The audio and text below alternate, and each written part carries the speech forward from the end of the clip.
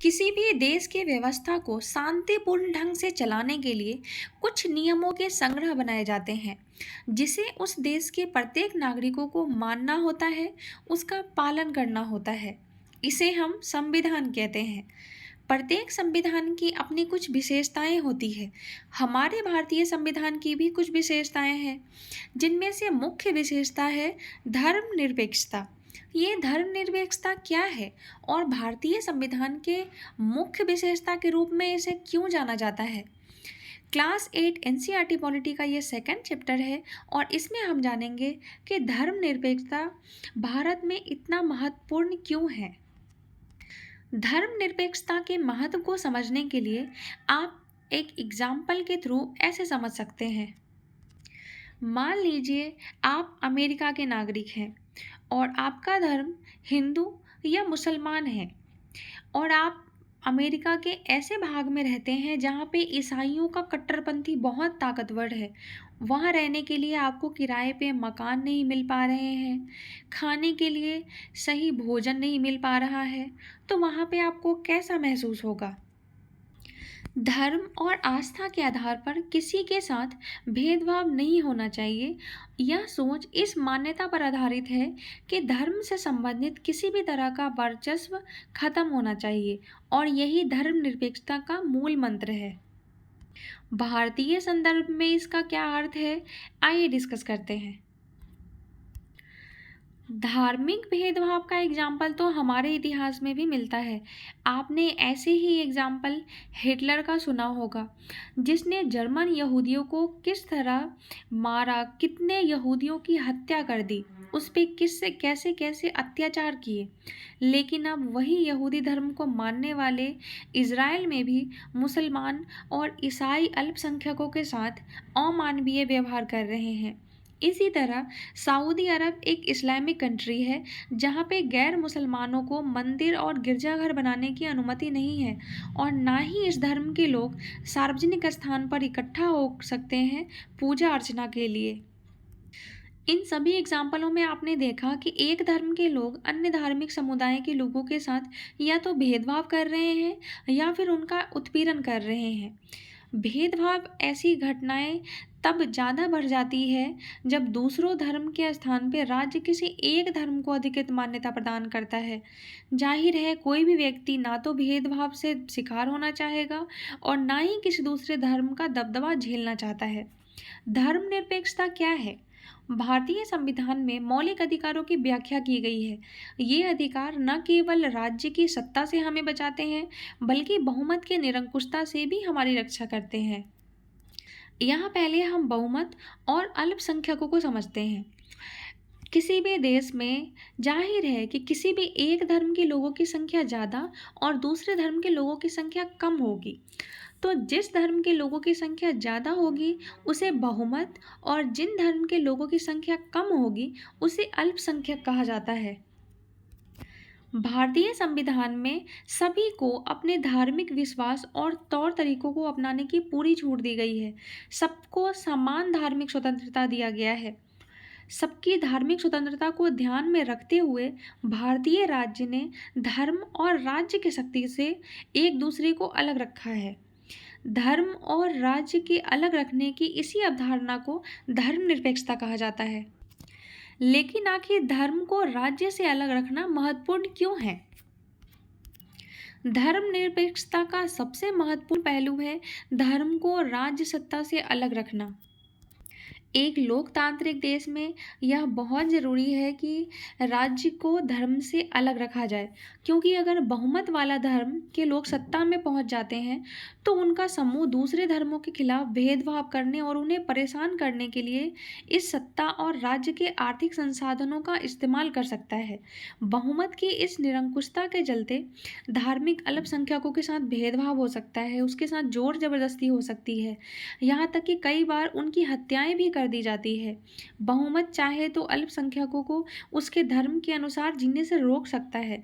धर्म के आधार पर किसी भी तरह का भेदभाव उन अधिकारों का उल्लंघन है जो एक लोकतांत्रिक समाज में किसी भी धर्म के मानने वाले अपने प्रत्येक नागरिकों को प्रदान करता है। बहुमत की निरंकुशता और उसके कारण मौलिक अधिकारों का हनन वह अहम कारण है जिसके चलते लोकतांत्रिक समाज में राज्य और धर्म को अलग अलग रखना इतना महत्वपूर्ण माना जाता है। लोकतांत्रिक समाजों में धर्म को राज्य से अलग रखने का एक महत्वपूर्ण कारण यह है कि हमें लोगों के धार्मिक चुनाव के अधिकार की रक्षा करनी है। इसका मतलब ये है कि देश किसी भी व्यक्ति को एक धर्म से निकलने और दूसरे धर्म के अपनाने की पूरी स्वतंत्रता देता है, बशर्ते उन पे कोई जोर जबरदस्ती ना की गई हो। यहाँ पे एक इमेज है जिसमें दिखाया गया है कि भारत के सभी लोग एक साथ मिलजुल के कितनी प्रेम से, कितनी आसानी से रहते हैं। हिंदू, मुस्लिम, सिख, ईसाई, हम सब हैं भाई भाई। आइए जानते हैं भारतीय धर्मनिरपेक्षता क्या है। भारतीय संविधान में कहा गया है कि भारतीय राज्य धर्मनिरपेक्ष रहेगा। हमारे संविधान के अनुसार केवल धर्मनिरपेक्ष राज्य ही अपने उद्देश्य को साकार करते हुए इन बातों का ध्यान रख सकता है। पहला ये है कि कोई भी धार्मिक समुदाय किसी दूसरे धार्मिक समुदाय को नहीं दबाएगा। मतलब कोई भी धार्मिक समुदाय अगर बहुमत में है तो वो अल्पसंख्यक को नहीं दबाएगा। कोई भी समुदाय अपने ही धर्म के अन्य सदस्यों को नहीं दबाएगा। राज्य ना तो किसी खास धर्म को थोपेगा और ना ही लोगों की धार्मिक स्वतंत्रता को छीनेगा। मतलब राज्य अपने नागरिकों को कभी भी किसी खास धर्म को अपनाने के लिए मजबूर नहीं कर सकता है और ना ही उनसे उनकी स्वतंत्रता को छीन सकता है। इस तरह के दबदबे को रोकने के लिए भारतीय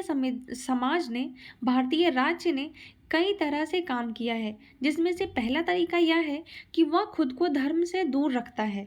भारतीय राज्य की बागडोर ना तो किसी धार्मिक समूह के हाथ में है और ना ही राज्य किसी एक धर्म को समर्थन देता है। आपने देखा होगा किसी भी सरकारी स्कूल या सरकारी संस्थान में कोई फेस्टिवल होता है, कोई भी धार्मिक फेस्टिवल, तो उस दिन छुट्टी दी जाती है। उस जगह पे उस फेस्टिवल को सेलिब्रेट नहीं किया जाता है, क्योंकि किसी भी धार्मिक त्योहार का आयोजन सभी धर्मों के साथ एक जैसा व्यवहार करने की सरकारी नीति के खिलाफ है। लेकिन यह नीति प्राइवेट जगह पे लागू नहीं होती है। प्राइवेट स्कूल या फिर प्राइवेट संस्थानों में ये लागू नहीं होती है। वहाँ वे फेस्टिवल को सेलिब्रेट कर सकते हैं। धार्मिक वर्चस्व को रोकने के लिए भारतीय धर्मनिरपेक्षता का दूसरा तरीका है अहस्तक्षेप की नीति। इसका मतलब ये है कि सभी धर्मों की भावनाओं का सम्मान करना, धार्मिक क्रियाकलाप में दखल न देने के लिए राज्य कुछ खास धार्मिक समुदाय को विशेष छूट देता है। जैसे कि आप ऐसे देख सकते हैं कि भारतीय राज्य इस बात को मान्यता देता है कि पगड़ी पहनना सिख धर्म की प्रथाओं के मुताबिक बहुत महत्वपूर्ण है। लिहाजा इस धार्मिक आस्थाओं में दखल अंदाजी से बचने के लिए राज्य ने सिखों को कुछ कानूनी रियायतें दी है, जिसके अनुसार वे अपने वो पगड़ी को पहन के ही ड्राइविंग कर सकते हैं। उन्हें हेलमेट पहनने की ज़रूरत नहीं है।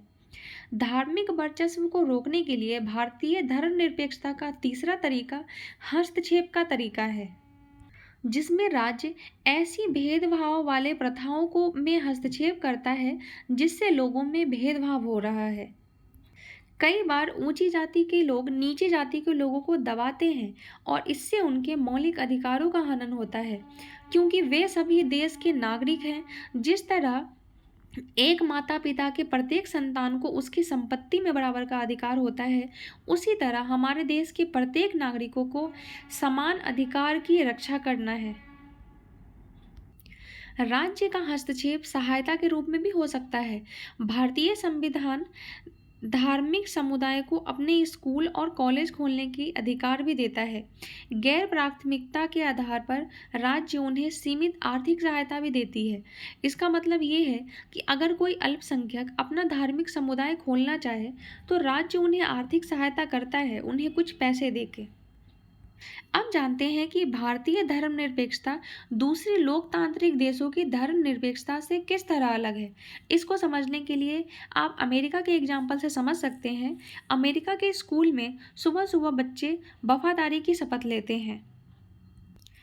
अगर संविधान में कुछ पुरानी बातों को बदलना होता है तो उसे संविधान संशोधन कहते हैं। अमेरिका में जो पहला संशोधन हुआ था उसके जरिए बताया गया था कि विधायिका को ऐसे कानून बनाने से रोका गया है जिससे धार्मिक संस्थानों का पक्ष लेते हैं या धार्मिक स्वतंत्रता को रोकते हैं। इसका मतलब ये है कि विधायिका किसी भी धर्म को राजकीय धर्म घोषित नहीं कर सकती है और ना ही विधायिका किसी एक धर्म को ज़्यादा प्राथमिकता दे सकती है। अमेरिका में राज्य और धर्म के पृथक्करण का मतलब है कि राज्य और धर्म दोनों ही एक दूसरे के मामले में किसी तरह का दखल नहीं दे सकते हैं। इस एग्जाम्पल से आप भारतीय धर्मनिरपेक्षता और अमेरिकी धर्मनिरपेक्षता के बीच अंतर समझ गए होंगे, क्योंकि भारतीय धर्मनिरपेक्षता में कहा गया है कि राज्य हस्तक्षेप कर सकता है, जबकि अमेरिका में इसे साफ मना कर दिया गया है। भारतीय धर्मनिरपेक्षता में राज्य धर्म से अलगाव तो है, लेकिन धर्म से उसका फासला सैद्धांतिक है। इसका मतलब ये है कि संविधान में दिए गए आदर्शों के आधार पर राज्य किसी भी धर्म के मामलों में हस्तक्षेप कर सकता है। भारतीय राज्य धर्मनिरपेक्ष है और धार्मिक वर्चस्व को रोकने के लिए कई तरह के काम करता है। भारतीय संविधान अपने नागरिकों को मौलिक अधिकारों का आश्वासन देता है। ये मौलिक अधिकार भी हमने अमेरिका से ही लिया है। ये मूल अधिकार इन धर्मनिरपेक्ष सिद्धांतों पर आधारित है, लेकिन इसका मतलब यह नहीं है कि भारतीय संविधान में इन अधिकारों का उल्लंघन होना बंद हो गया है।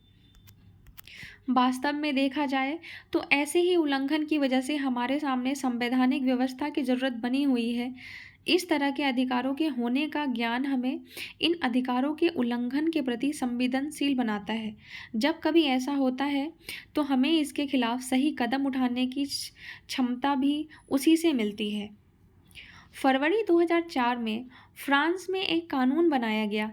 इस कानून में प्रावधान किया गया कि कोई भी विद्यार्थी इस्लामी बुर्का, यहूदी टोपी या बड़े बड़े ईसाई क्रॉस जैसे धार्मिक अथवा राजनीतिक चिन्हों या प्रतीकों की धारणा करके स्कूल में नहीं आएगा। फ्रांस में रहने वाले उन अप्रवासियों के ने इस कानून का काफ़ी विरोध भी किया था।